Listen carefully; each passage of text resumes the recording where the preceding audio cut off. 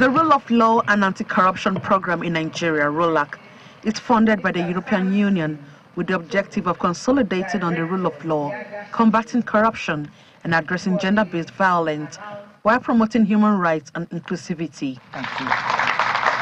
Experts drawn from different sectors have converged here for the launch of the Phase 2 of the scheme. Thank you. According to the EU, over 1.5 million Nigerians benefited from the first phase of the project. It also gives reasons why it is throwing its weight behind curbing corruption in Nigeria. Corruption weakens the trust of citizens in democratic institutions and indeed can threaten stability. Corruption varies in nature and extent, but it affects all countries.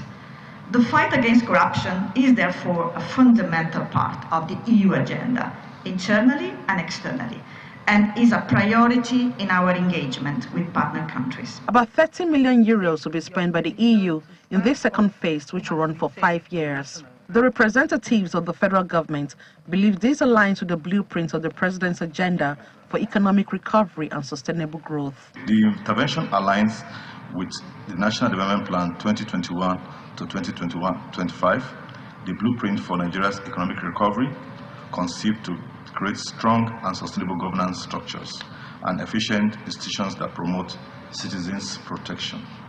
In the same way, ROLAC Phase 2 is expected to drive productivity for sustainable growth in line with the renewed hope agenda of the current administration. We said earlier, the program has a budget of 24 billion naira and will be spent across 6 states, Plateau, Kano, Adamawa in the north, and then in the south we have Anambra, Edo, and Lagos states.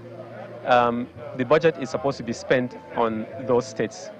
But what we try to do is to ensure that whatever successes that we recorded in these 6 states, that we should be able to help other states to replicate. As International Institute for Democracy and Electoral Assistance, IDEA, prepares to launch the ROLAC Phase 2 program for the next 5 years, there is anticipation that the allocated 30 million euros will be efficiently utilized to enhance access to justice for vulnerable populations, including persons with disabilities.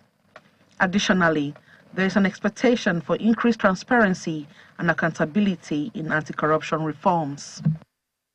Emanuela Ekele, Channels Television News.